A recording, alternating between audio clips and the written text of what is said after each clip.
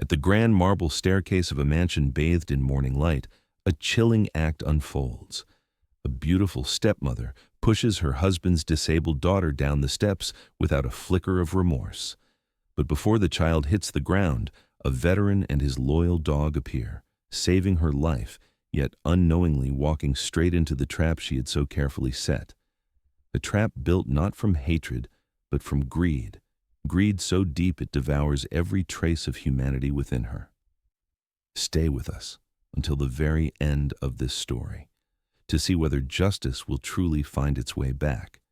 And if you believe that no human or animal deserves to be left behind or unprotected, hit that subscribe button, because this story might just restore your faith in miracles. It was late autumn in Ridge Valley, the kind of afternoon where the sunlight seemed filtered through dust and memory, casting a quiet melancholy across the sprawling suburban hills. A silver pickup truck rolled up the narrow drive of the Arlington estate, its tires crunching against gravel that shimmered like powdered glass. Jack Carter, a man in his early 40s with shoulders broad from a lifetime of service and hands scarred from machines and battlefields alike, stepped out wearing his olive green field jacket. His short brown hair, streaked faintly with gray, caught the last light of the sun. Beside him leapt Rex, a 6-year-old German shepherd with sable fur and a deep black saddle marking across his back, his chest and legs brushed in warm tan, eyes the color of amber caught in flame. The air carried the faint metallic tang of rain and oil, an oddly familiar comfort for Jack, a man who had learned to find peace in routine after years of chaos. The Arlington mansion loomed ahead, 3 stories of white marble and glass, too perfect to feel alive. Its columns glowed in the fading sun like sentinels guarding secrets. Jack had been hired to service the estate's central mechanical system. Lighting sensors, door locks, the old elevator that the house's owner insisted be restored instead of replaced. For a man like Jack, the job was straightforward. But something in the air as he stepped through the iron gates told him this house was anything but ordinary. It wasn't just the silence, it was the way it pressed down, as if the walls themselves were listening. Richard Arlington greeted him briefly in the entry hall, a tall man in his 50s, impeccably dressed, the kind of presence that carried both command and exhaustion. His handshake was firm, his smile polished. He spoke of deadlines and circuits, but his eyes drifted upstairs when a soft clatter echoed from the landing above. "My daughter," he said, voice softening. "Emily." And in that moment, Jack turned and saw her. A small girl, 6 years old, with hair the color of sunlight through honey and eyes far older than her years. She leaned lightly on a pair of silver crutches, her left leg ending in a gleaming metal prosthetic. Yet when she smiled, the whole corridor brightened. She waved, shy but warm, and Jack felt an ache in his chest, the kind that only comes when innocence meets sorrow. Vivien, Richard's second wife, appeared a moment later, descending the stairs with the practiced grace of a woman who understood that beauty could be both armor and weapon. She was perhaps 30, strikingly beautiful in that distant porcelain way, dark auburn hair, skin too pale for warmth, lips curved into what might have been a smile if her eyes hadn't betrayed boredom. Her perfume lingered like smoke. "You must be the mechanic," she said, voice smooth but cold at the edges. "Richard tells me you're good with delicate work." Jack nodded politely. Rex, however, let out a low growl, a warning almost imperceptible. Vivien's gaze flickered to the dog, and for a split second, something sharp glinted behind her charm. Days passed with quiet precision. Jack worked mostly in the basement and maintenance corridors, his world reduced to the hum of machines and the rhythmic tap of Rex's claws on marble floors. Yet, even in silence, he noticed things. The way Emily's laughter would stop the moment Vivien entered a room. How the house staff avoided eye contact whenever the mistress of the house walked by. One afternoon, as Jack adjusted the old wiring beneath the staircase, Emily approached, carrying a drawing clutched in her small hands. "Daddy says you can fix anything," she said, handing it to him. It was a picture of the house, crudely drawn, but in the corner she had drawn Rex beside a bright yellow sun. Jack smiled. "You made him look braver than me," he said softly. "That's because he is," she giggled. There was something about the way Emily spoke, hopeful but fragile, that told Jack she carried more than just the weight of her missing leg. Vivien's presence loomed in every corner like a shadow. The woman's kindness was always too deliberate, her affection too rehearsed. Once, when Jack entered the kitchen for a glass of water, he heard Vivien's clipped tone from the hallway. "Don't touch that. You'll break it again." A pause, then the small sound of a crutch striking marble. By the time he stepped out, both were gone, leaving behind a silence that stung. Rex, ever alert, seemed to sense what Jack could not yet name. The dog's instincts were precise. He would stiffen whenever Vivien's heels clicked on tile, tail rigid, eyes narrowed. Once, as she brushed past Emily on the stairwell, Rex's hackles rose, a low rumble vibrating through his chest. Jack hushed him, embarrassed, but inside he felt the same uneasy pulse. It wasn't just caution, it was recognition. Men like him had seen danger take many forms, rarely had it worn a smile so perfect. That night, rain began to fall in thin, persistent threads. Jack worked in the basement under the flickering light of a single bulb, the metallic scent of damp earth filling the air. The pipes hummed faintly above, the sound of an old house breathing in its sleep. Then, amid the soft patter of rain, Rex growled again, low, steady, facing the narrow stairwell that led up to the main hall. Jack wiped his hands and followed his gaze. Through the narrow slit between the door hinges, he saw movement. Vivien, standing at the upper landing, her hand resting on the balustrade. She was looking down at something, or someone. Jack squinted, heart quickening. At the foot of the staircase stood Emily, clutching one of her crutches, looking up uncertainly. The child's face glowed faintly in the chandelier's reflection, soft and trusting. Vivien said nothing. She only watched, her expression unreadable, the kind of stillness that comes not from calm but calculation. Then, almost imperceptibly, she smiled, a thin glacial curve, and turned away, her heels clicking softly as she disappeared down the corridor. Jack exhaled slowly, realizing he'd been holding his breath. The image seared itself into his mind, a woman's gaze colder than the marble beneath her feet, and a child too innocent to see the storm gathering above her. He patted Rex's flank. "Easy, boy," he murmured, but Rex did not relax. His eyes stayed fixed on the stairwell long after Vivien had gone, pupils dark as coal. The next morning, the mansion was quiet again. Vivien greeted Jack with a polite smile, as if the night before had never happened. Richard left early for meetings, his driver waiting in the drizzle outside. Emily sat by the window, sketching flowers onto a pad, humming softly. Jack forced himself back to work, but the unease clung to him. He began to notice the smallest details, the way Vivien's gaze lingered a beat too long on Emily's crutches, the faint tension that rippled through the staff when footsteps echoed from the second floor. By late evening, as the storm deepened and the wind rattled against the glass, Jack decided to finish up early. He shut down the basement lights and gathered his tools, but before leaving, he glanced once more at the staircase. The marble gleamed under the chandelier's golden glow, beautiful, flawless, and cold. Somewhere above, he heard Vivien's laughter echo faintly, mingling with the soft, uneven rhythm of a child's crutch tapping against stone. Jack paused at the threshold, the uneasy truth settling quietly in his chest.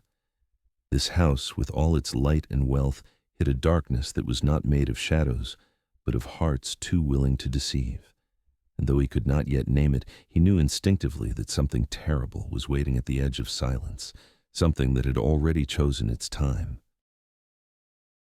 The following week arrived cloaked in a strange stillness, the kind that settles over a house when something vital has quietly shifted.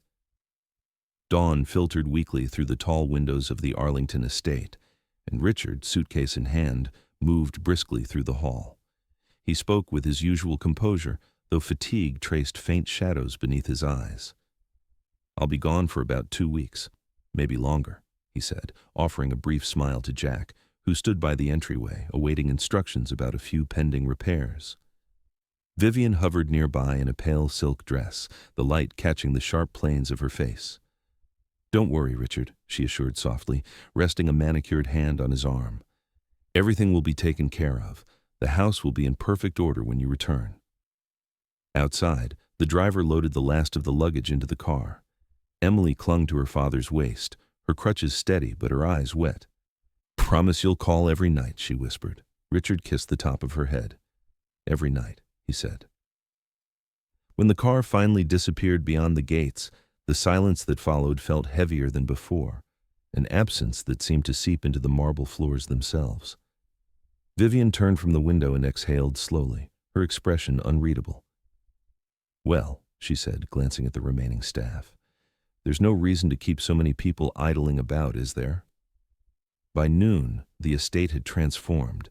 The echo of rolling suitcases and hurried footsteps filled the corridors as the housemaids and the cook packed their things under Vivien's brisk supervision. One of them, Mrs. Langley, a woman in her 50s with gentle hands and kind eyes, paused at the doorway, whispering to Jack as she passed. "She doesn't like people watching her, that one," she murmured. "Best keep your head down, love." And with that, she was gone. By evening, only 3 remained inside the vast marble shell: Vivien, Emily, and Jack, accompanied, as always, by Rex, who now seemed more restless than ever, his ears twitching at every echo. Vivien summoned Jack to her study after dinner. The air inside smelled faintly of jasmine and old paper. Behind her, a tall window looked out onto the darkened gardens, its curtains drawn halfway, as if the night itself might be eavesdropping. "I'd like you to check the wiring along the main staircase," she said, her tone calm but clipped. "The lights flicker occasionally, and it's unsightly. You can start tomorrow morning." Jack nodded, sensing something rehearsed in her politeness. She tapped the table twice, dismissing him. As he turned to leave, her reflection caught his in the glass. Her smile was still there, but her eyes were distant, somewhere far colder than the room itself. The following morning, Jack set to work as instructed, tools laid neatly beside him while Rex lay a few feet away, his gaze fixed on the landing above. The sound of Emily. Practicing her steps echoed faintly, soft thumps of her crutch and the scrape of metal against marble. From time to time, Vivien appeared at the railing, observing the process with detached interest. "Is it dangerous?" she asked once, her tone laced with a strange curiosity. Jack wiped his hands and looked up. "Only if someone meddles with it," he said. She smiled faintly. "Then we'd best not meddle."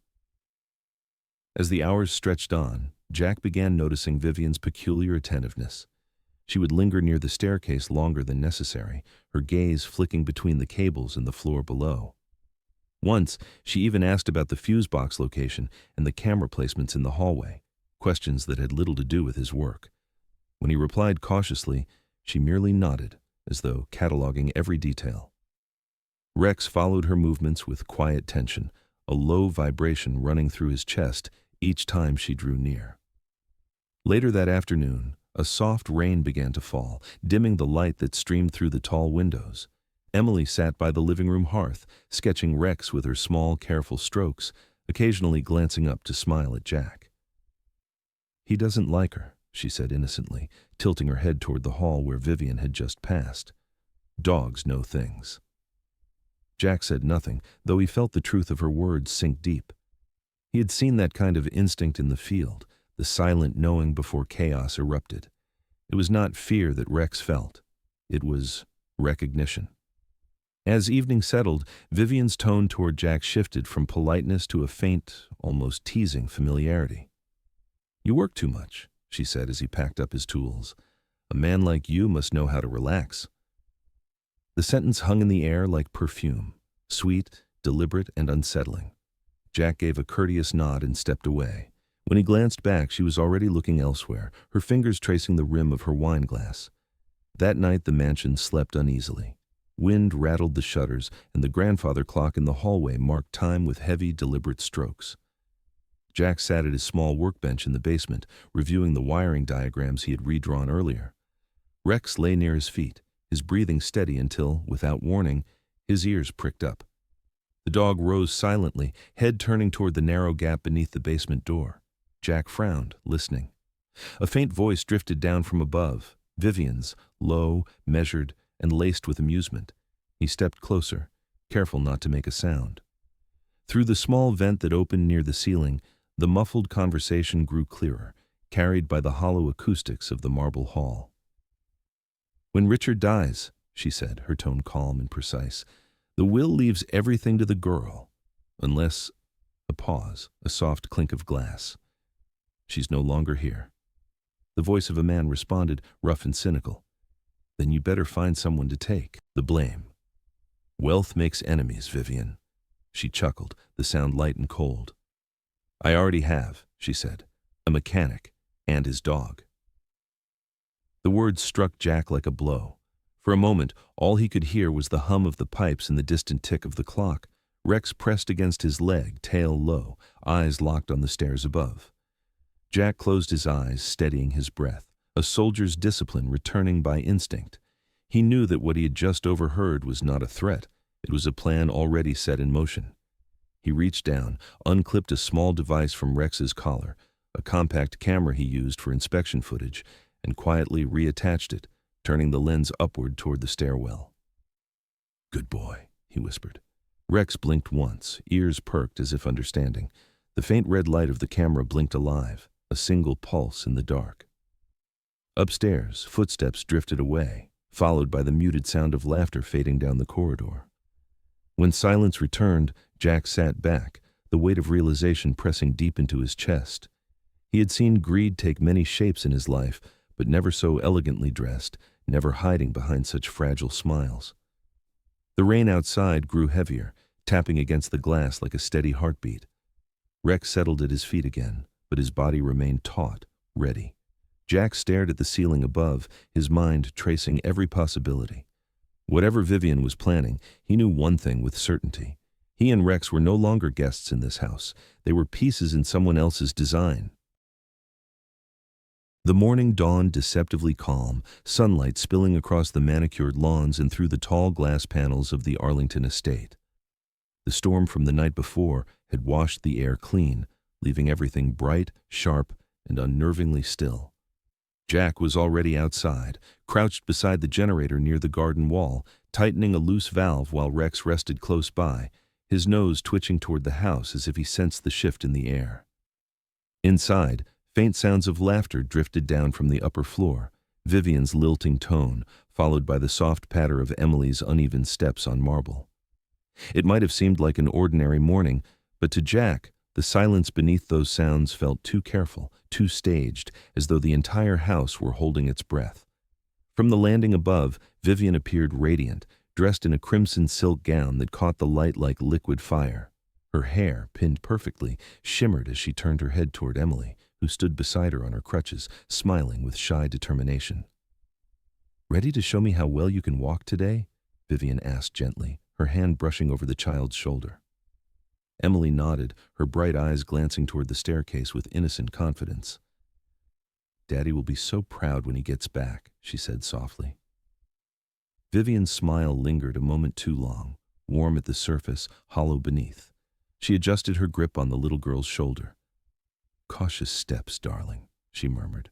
"Cautious." The sunlight from the tall windows fell directly onto the marble stairs, each step gleaming pale and smooth, as if carved for beauty rather than safety. Jack rose from his crouch outside, wiping his hands on a rag, and looked through the open front doors toward the hall. From his angle, he could see the faint outlines of the two figures above, the splash of Vivien's red dress, the smaller frame of Emily beside her. He smiled faintly at the sight, a fleeting image of tenderness that almost made him forget the unease that had haunted him all week. Then, through the faint hum of the generator, a voice, Vivien's, drifted faintly through the air, melodic but sharp. "Careful now, my sweet," she said, her hand tightening. "Cautious, yes, one step at a time." And then it happened. Swift, almost soundless. A sudden motion, a sharp cry, and the unmistakable scrape of metal against marble. Vivien's hand jerked forward, pushing Emily's small frame off balance. The crutch slipped from her grasp, clattering down the steps as her body pitched forward. For an instant, the world seemed to freeze, the child suspended in a cruel tableau of motion and light. Then, from the far end of the hall, Rex sprang into action, muscles coiled, paws striking the marble with the power of instinct. The German shepherd leapt halfway up the staircase, colliding with Emily just before she hit the steps, cushioning her fall with his body. The impact was heavy but not fatal, the dog absorbing enough of the momentum to spare her life. Emily's cry faded into silence as her head struck the edge of a lower step and she went limp against Rex's fur. Jack heard the sound, a mixture of a crash and a yelp, and dropped everything, sprinting into the house. He reached the staircase within seconds, breath sharp in his throat, the sight before him searing itself into memory. Emily lay motionless in Rex's protective embrace, the dog whimpering softly, his body curled around her as though to shield her from whatever came next. "Emily!" Jack's voice cracked as he knelt, hands trembling as he checked her breathing. Faint, but still there. Her pulse fluttered weakly beneath his fingers, fragile but steady. "It's okay, sweetheart, you're okay," he whispered, though his own voice shook. Above them, Vivien stood frozen in place, one hand gripping the banister, her expression perfectly painted in shock and horror. "Oh my God!" Vivien gasped, her tone trembling, her performance flawless. "Jack, what have you done?" The words came sharp and loud, slicing through the silence like a rehearsed line. Jack looked up, confusion flooding his face. "What are you talking about?" he demanded. "She fell. Vivien, she fell." But Vivien's voice only rose, breaking into frantic sobs. "I saw you. You were angry. You pushed her," she cried, staggering down a few steps as though overwhelmed. Her tears glistened under the chandelier's light, and her sobs carried through the cavernous hall, drawing every ear that could hear. Within moments, the shrill cry of the alarm filled the mansion. Vivien had pressed the emergency switch. The sound seemed to tear through Jack's skull. He scooped Emily gently into his arms, holding her close as Rex circled, whining anxiously. "She needs help," he shouted, voice hoarse. "Call an ambulance!" But Vivien ignored him, pressing her hands to her face in a display of grief that felt almost too perfect. "You hurt her! You hurt my baby!" she screamed, her words trembling just enough to sound real. Jack's heart pounded as footsteps thundered at the gates outside. The security guard, followed closely by two local officers who had been stationed nearby due to the family's wealth and prominence. The officers burst through the door, weapons drawn, their faces tense. The older of the two, a broad-shouldered sergeant with tired eyes, took in the scene at once. The fallen child, the oil-stained mechanic crouched beside her, and the frantic woman in red screaming accusations. "Step away from her!" he barked. Jack raised his hand slowly. "She fell. Please, she needs help," he pleaded, his voice raw. But Vivien was quicker. "He pushed her," she cried, clutching the banister. "I tried to stop him, but he snapped." Her voice broke into a sob perfectly timed, and for a brief, devastating second, even Rex's growl seemed to fade beneath the weight of her deception. Paramedics arrived soon after, the piercing wail of the ambulance siren merging with the flashing lights that painted the marble in blue and red. They moved swiftly, professional but tense, lifting Emily onto a stretcher, stabilizing her neck and covering her with a thin blanket. "She's alive," one of them murmured to the officer, "but she's in bad shape." Vivien clutched her chest, her face pale with manufactured fear. "My poor girl," she whispered, tears streaking her cheeks as cameras from the arriving press flickered outside. Jack stood frozen, his mind spinning, the injustice of the moment pressing down like a physical weight. "Sir, you'll need to come with us," said the older officer, gripping Jack's arm firmly. "You can explain everything at the station." Jack shook his head, desperation breaking through. "You don't understand. She planned this," he said, his voice trembling with disbelief. "Please, just check the cameras. Check."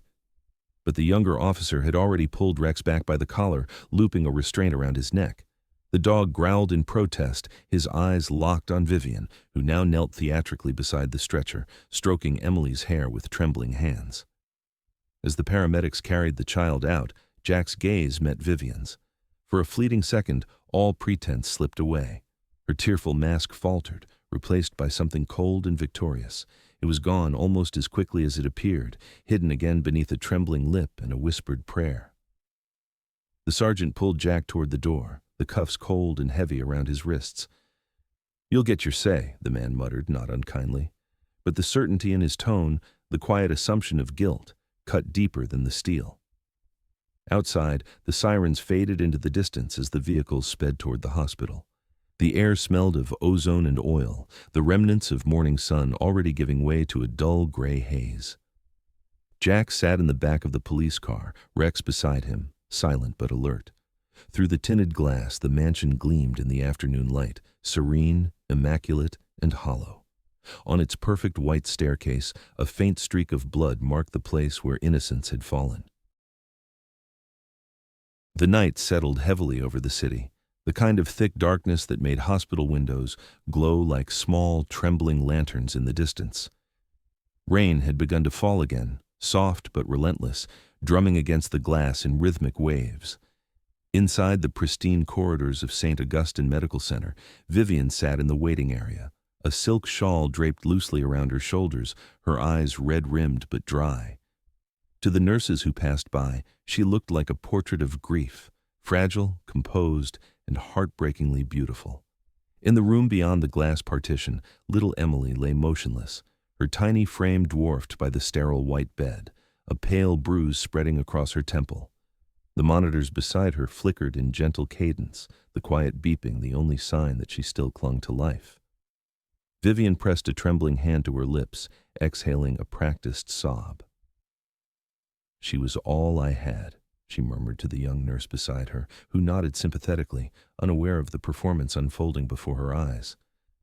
"He just snapped," Vivien continued softly, the words carefully chosen, delivered with pauses that invited pity.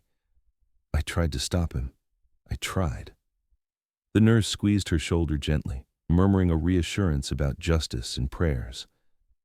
Across the room, the faint light reflected off Vivien's wedding ring, gleaming gold that caught the eye of everyone who looked her way. She was every inch the grieving stepmother, every word a carefully measured act in a play she had written herself.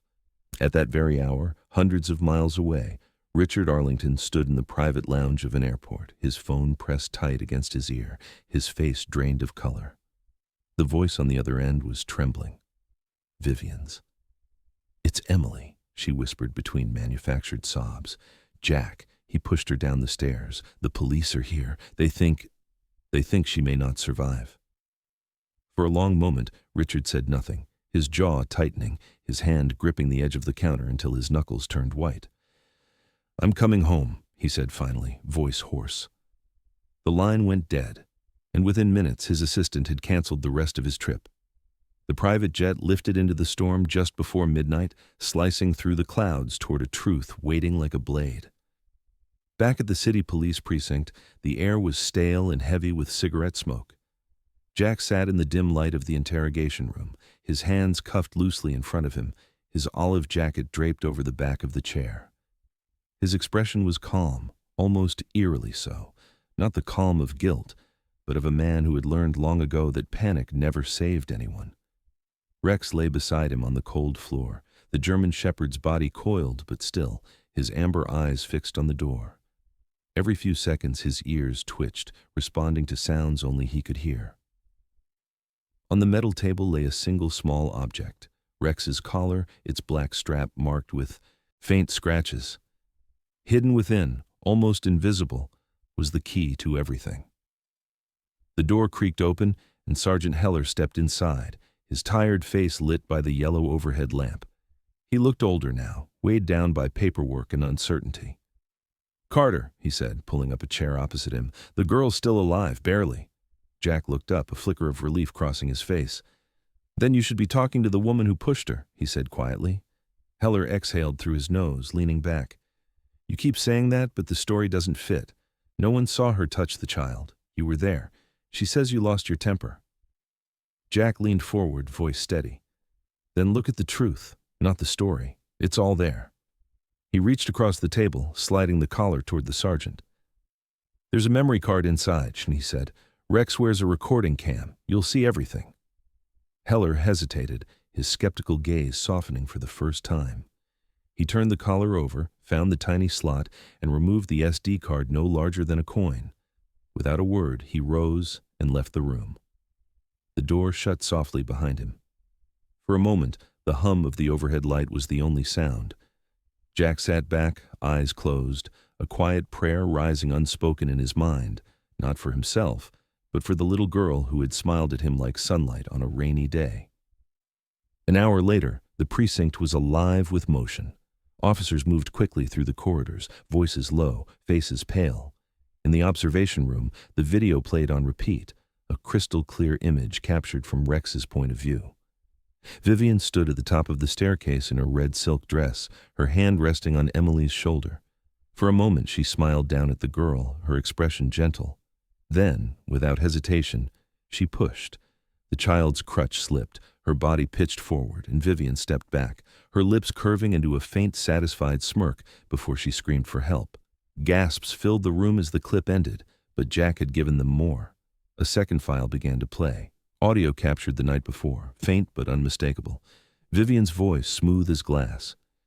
When Richard dies, the will leaves everything to the girl, unless she's no longer here. A man's low chuckle followed. Then you'll need someone to take the fall. And then, cold and certain, I already have. A mechanic and his dog. The silence that followed the recording was so deep, it seemed to swallow the air itself. Heller turned to his lieutenant, his face ashen. "Get me a car," he said, "and call Arlington, now." By the time Richard arrived, dawn was breaking over the city, pale light filtering through the rain-streaked glass. He looked exhausted, older somehow, his expensive coat hanging heavy on his shoulders. "Where is he?" he asked as he entered, his voice low but shaking. Heller gestured toward the interrogation room. Jack stood as Richard entered, their eyes meeting for the first time. "I didn't hurt her," Jack said simply, "but I know who did." Without speaking, Heller dimmed the lights and pressed play. The screen flickered to life again, the same image, the same red dress, the same small, trusting child. When the video ended, Richard didn't move. His hand tightened against the edge of the table, his breathing shallow, his eyes unfocused. For a long time, he said nothing. Then, in a voice barely more than a whisper, he asked, "How long have you had this?" Jack met his gaze. "Since the day I started fixing your house," he said. "I just didn't realize until now what it would show." Heller placed a hand on Richard's shoulder, steadying him. "We've confirmed everything," the sergeant said quietly. "The conversation, the timeline. It's all there." Richard nodded slowly, his jaw trembling. "She tried to kill my daughter," he murmured, "and she almost destroyed an innocent man to hide it." Heller's tone shifted, all business once again. "We'll move fast," he said, signaling to the officers at the door. "Get a warrant, now." Within minutes, orders echoed through the precinct, radios crackling with urgency. The faint hum of printers and boots on tile filled the air, each sound carrying the weight of a truth long overdue. Jack stood silently as the chaos swirled around him, Rex pressed close to his leg, eyes steady and calm. The soldier in him understood what came next, the sudden stillness before justice finally struck. Outside, the rain had begun to fade, replaced by the first fragile light of morning. Richard stood by the window, his reflection faint against the glass, watching as the city came alive beneath him.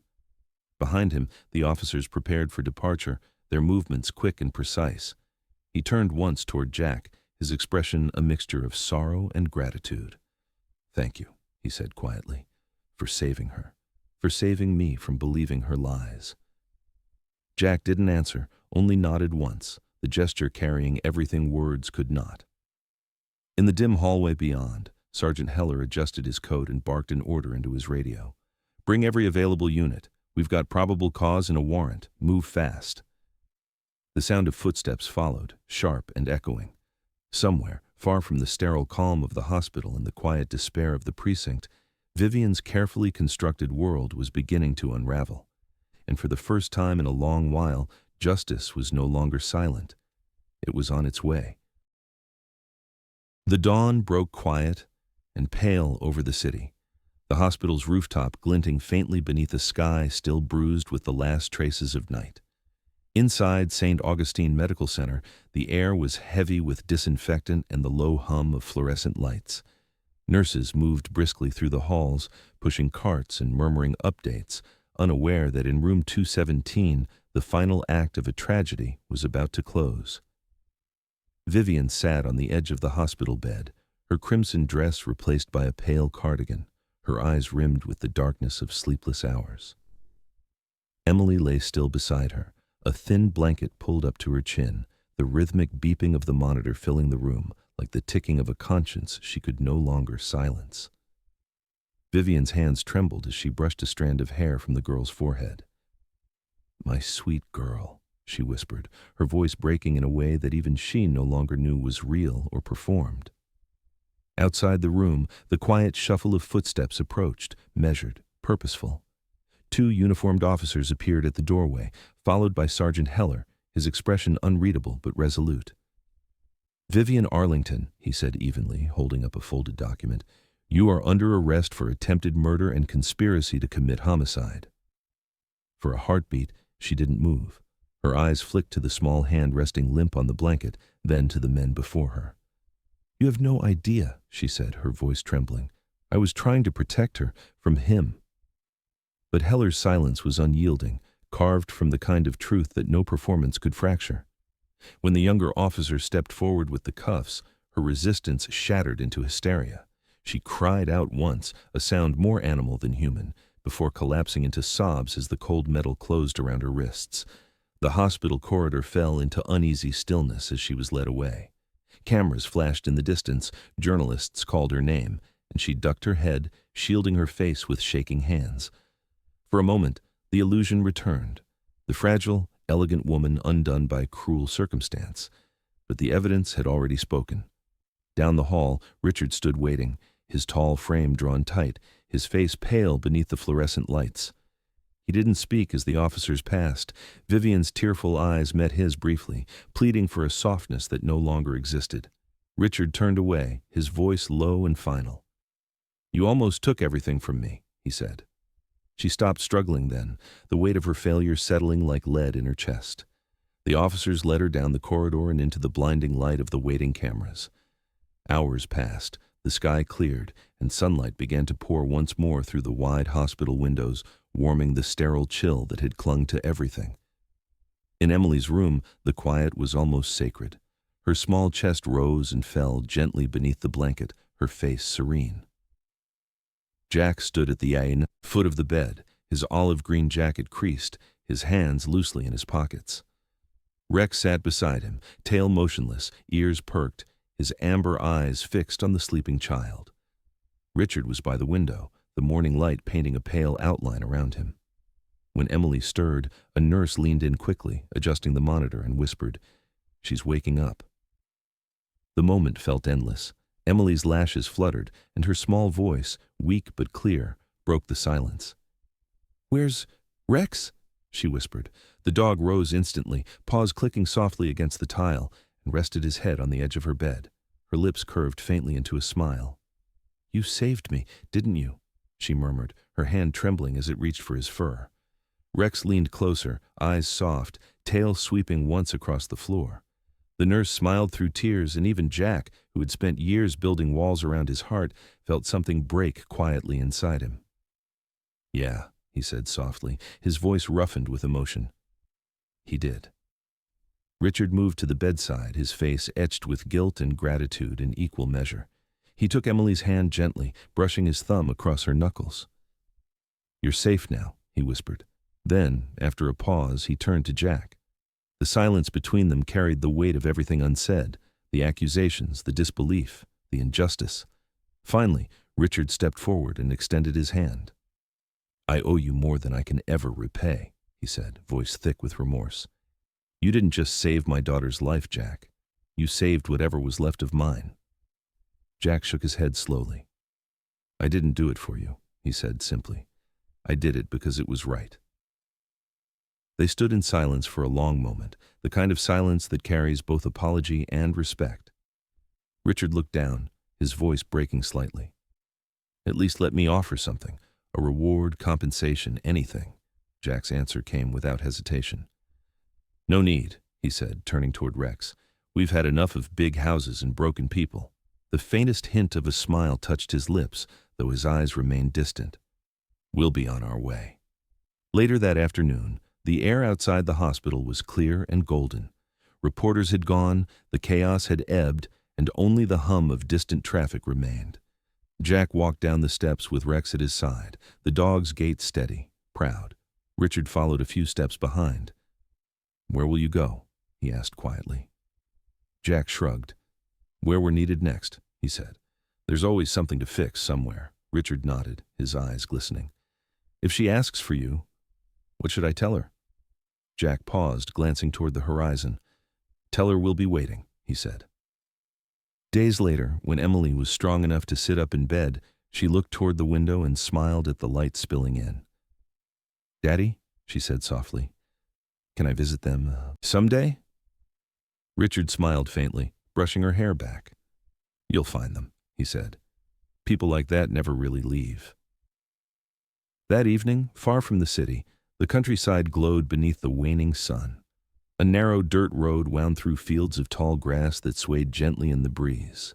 Jack walked slowly, shoulders relaxed for the first time in months, the world around him bathed in soft amber light. Rex trotted beside him, his coat gleaming, his head held high, the faint jingle of his collar marking each step. The silence between them was easy, familiar, filled with everything they didn't need to say. At the crest of the hill, Jack stopped and looked back one last time.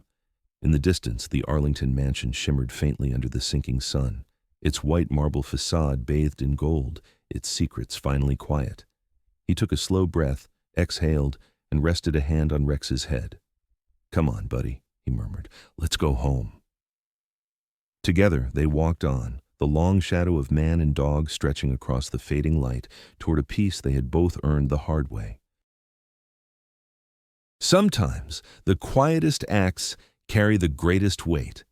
A hand that reaches out without being asked, a heart that protects without needing praise. These are the moments that hold our world together. In every corner of life, there are people, and even animals, who give without expectation, who stand between darkness and light simply because kindness feels right. Their courage may never make the news, but it leaves a mark that time cannot erase. If this story touched you, share your thoughts in the comments. Tell us about a kindness you've witnessed, or a moment that restored your faith in humanity. And if you believe in compassion, in loyalty, in the quiet power of good hearts, subscribe and stay with us for more stories that remind us we are not alone. May God bless you and all those who keep choosing goodness, even when no one is watching.